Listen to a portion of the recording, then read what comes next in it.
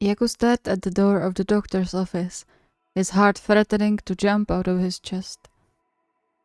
He clenched his hands to stop them from shaking, keeping them squeezed between his knees.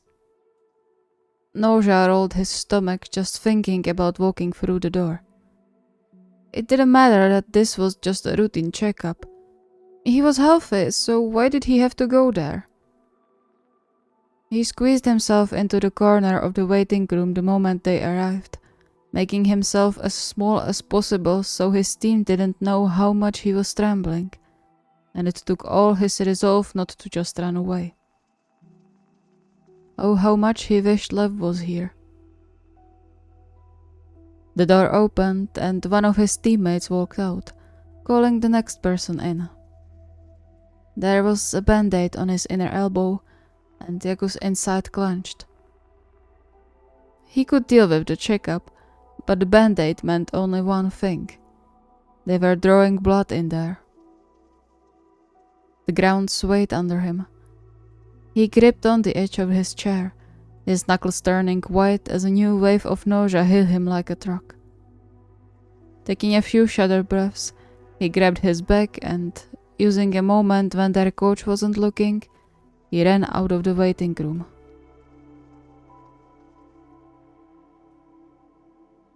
The ringing of his phone startled him. The fact he was now hiding in his flat was embarrassing, but he couldn't otherwise. He dreaded the call from his coach on why he wasn't there for his checkup, but then let out a relieved breath when he saw Lev's name flash on the screen. Hey, Lev. Mari, glad I caught you awake. You won't believe what just happened. I just finished the photo shoot in Tokyo, right? And suddenly there is this man and... Slow down, I got lost at photo shoot. Oh, yeah, right, sorry, I got excited. So, there was a man, some scout or something, for a brand based in New York, and he offered me to do an ad for them. Isn't it great? Yaku's heart swelled with pride. That's awesome. I'm proud of you. Right? I couldn't believe it at first. My agent is already preparing a contract. It's going to be great. A full week in New York. I just wish you could come with me. I'll be with you mentally. I know, but still. We have to go on a vacation when I get back. We will. When do you leave? Next Friday. Right when I was supposed to go back to Japan. Mori? No, sorry. I spaced out. Is something wrong? I didn't even ask how you are doing, right? I'm sorry. It's okay. It's not. I don't want you to think I don't care about you. Lev, it's okay, really. You had much more exciting news. Besides, you always make me talk about me when we call each other. It's still the same here. We play, we win or lose, nothing too exciting. Are you sure you're okay? You seem off. I'm fine, really. I just... He sighed. He didn't want to worry Lev, especially now when he had to get ready for the big trip. But apparently, he wasn't as good in hiding his emotions as he thought, and now had to figure out how to give an answer without telling much. I miss you, you know. I miss you too. But we'll see each other soon, right? Not really. Yeah, we will. Now go to sleep. You need to look good on that ad. It's over a week away. Still, you need your beauty sleep, remember? Alright. I'll call you soon, okay? Good night. Love you. Good night. Love you too. He rubbed his eyes as he ended the call, letting out an exhausted sigh. Thanks to the checkup, he didn't get much sleep in the last few days as his brain seemed too preoccupied to shut down. It started to show on his performance, and his teammates started to notice too, which meant he had to do something about it. But what? He stopped telling others about his phobia years ago after he got fed up with everyone telling him he is just exaggerating and to get over it. The only ones who knew were his family and Lev. Because Lev never made him feel like less because of his fear. He jumped as his phone rang again, cold shivers running down his spine upon seeing "Coach" flash on the screen. He thought about ignoring it, but the result of that would probably be even worse. And so he hesitantly accepted the call. Yes? Why weren't you at the doctor? I've seen you in the waiting room and suddenly you were gone. Yeah, I had to go. Emergency, you know? Sorry I didn't tell you. I rushed and forgot. It's fine, but I hope you know you have to have the results of that checkup to travel with the team. Yes, I know. Good. You can go there on Thursday with the rest of the team, but don't disappear again, okay? You have to get approved before the break. Yes, coach, I know. I'll be there. Alright. Well, see you at the practice tomorrow. On Thursday. Only 2 days. The phone almost fell from his hand. He knew his escape wouldn't save him forever, but he hoped he could get more time out of it. His heart hammered in his chest as if he was already in the doctor's office, sitting on one of those horrible chairs, the nurse getting closer with the needle. He gripped the edge of the table to steady himself, the sudden surge of lightheadedness making him dizzy, while his stomach clenched around nothing since he wasn't able to eat anything the whole day. He took a few steadying breaths before he headed for his small kitchen and forced himself to eat at least the rest of the chicken he had in the fridge. However, no matter what he did, the image of his upcoming doctor visit didn't leave his mind, and his hands still hadn't stopped shaking. Come on, you're stronger than this. You can do it. I can't do it. Once again, he found himself in the waiting room, staring at the wide door and clutching his phone in his hand, his insides clenched.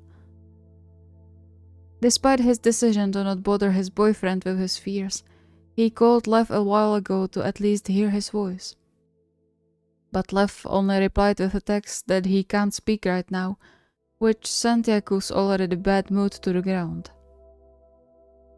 He was exhausted, but sleep was avoiding him since his last call with Lev, and he felt like a zombie now. A very stressed zombie.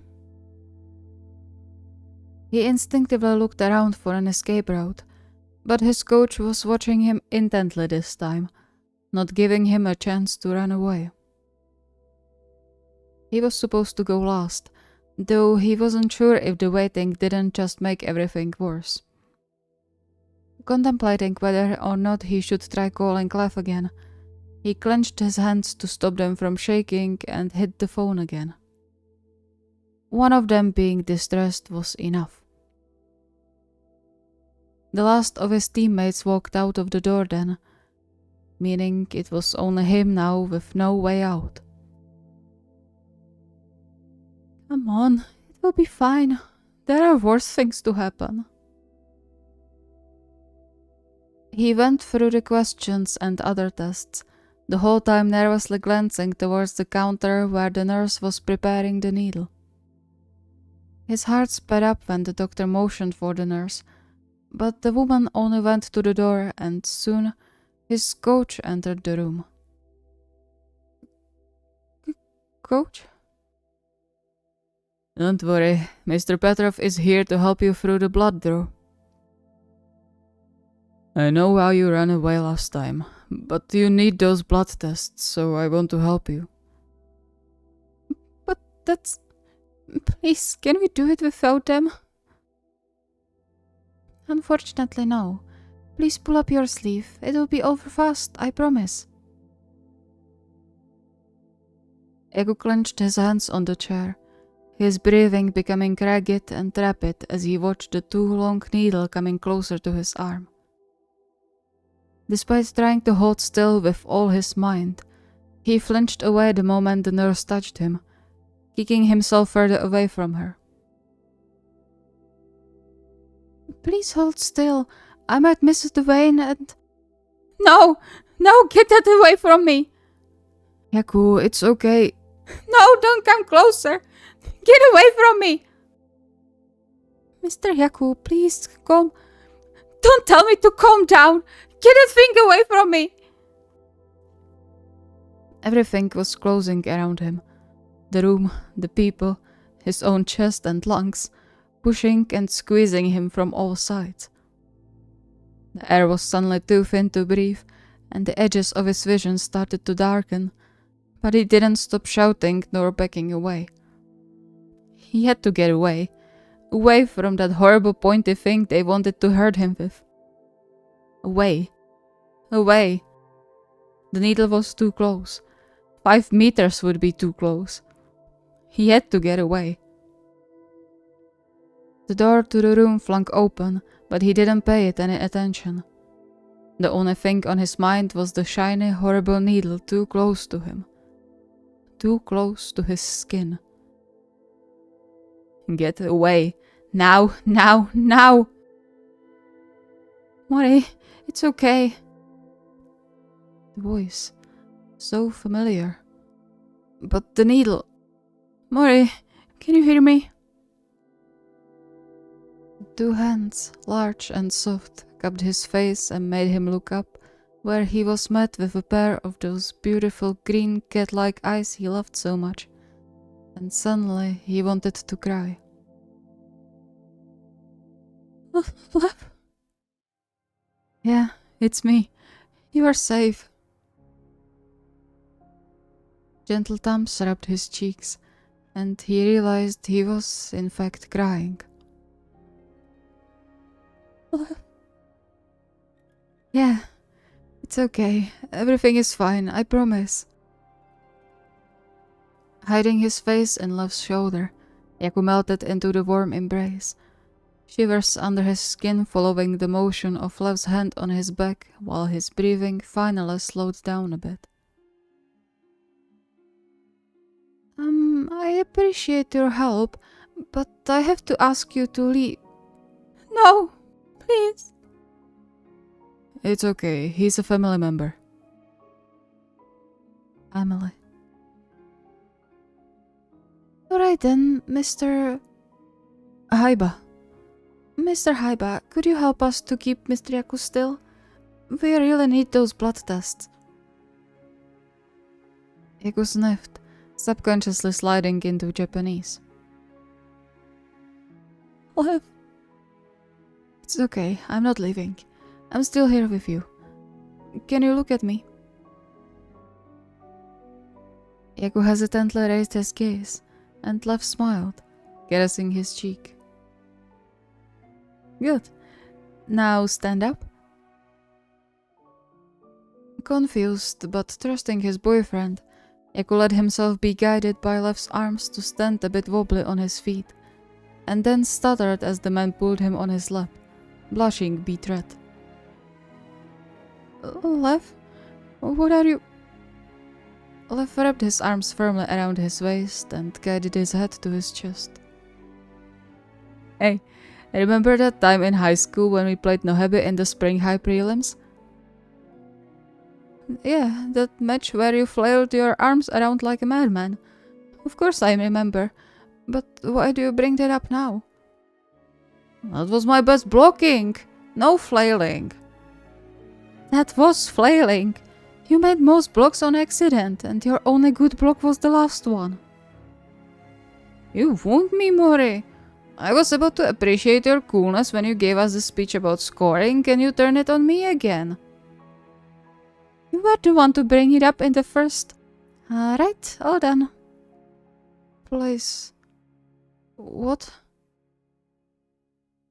He looked up, confused that there was now a band-aid on his arm and a test tube in the nurse's hand. The needle was nowhere to be seen.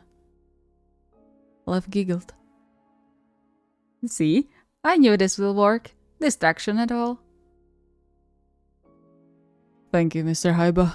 You really helped us. Well, mainly Yaku. I'm glad you called. You called?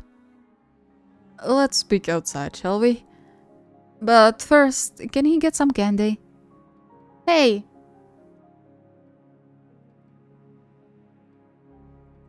Yaku subconsciously wrapped his arm around the band-aid, sucking on the lollipop he got as a means to fill up his energy and definitely not as a reward for being good. He was still shaking a bit, but most of the fright from before had already dissipated once they left the doctor's office. They were just on the way to Yaku's flat when he suddenly paused, a realization hitting him as his mind finally started to work properly. What are you doing here? I thought you were getting ready for the photo shoot in New York. But I was worried after the last time we called, so I called your coach to ask if something was wrong with you, because I was certain that you wouldn't tell me a thing. He said you're having a routine checkup with the team, and I realized what was wrong. The last-minute flights are hell, I tell you, and the road from the airport was even worse. That's why I didn't pick up when he called, because I had to squabble with the taxi driver to get me to the right place. But why did you come all the way here? And how did the coach know? I didn't tell anyone except you. Lev? I'm sorry I told your coach about your phobia. I didn't know what else to do than make sure someone would take care of you until I get here. I knew you'd probably be stressed about it, and I was worried, so I came here. Sighing, Yaku laid his head on Lev's shoulder. You shouldn't have. Mori. But I'm glad you did. You probably saved me from restraints. I'm glad you are here. I missed you. Lev grinned and pulled Yaku into a kiss with the vigor Yaku knew so well. I missed you too. By the way, why didn't you tell me you have a break next week? Because you were so excited about the trip to New York. I didn't want to ruin it for you. I know you would feel unnecessarily bad you left when we could have been together. It's okay, we will see each other next time. I could just say no and stay home. Lev, no! It's a great opportunity that doesn't have to come again. Don't you dare to refuse that. But... no! There will be plenty of time for us, okay? Lev seemed to think about something, and then his face brightened. And what if you fly with me? To New York? Yes.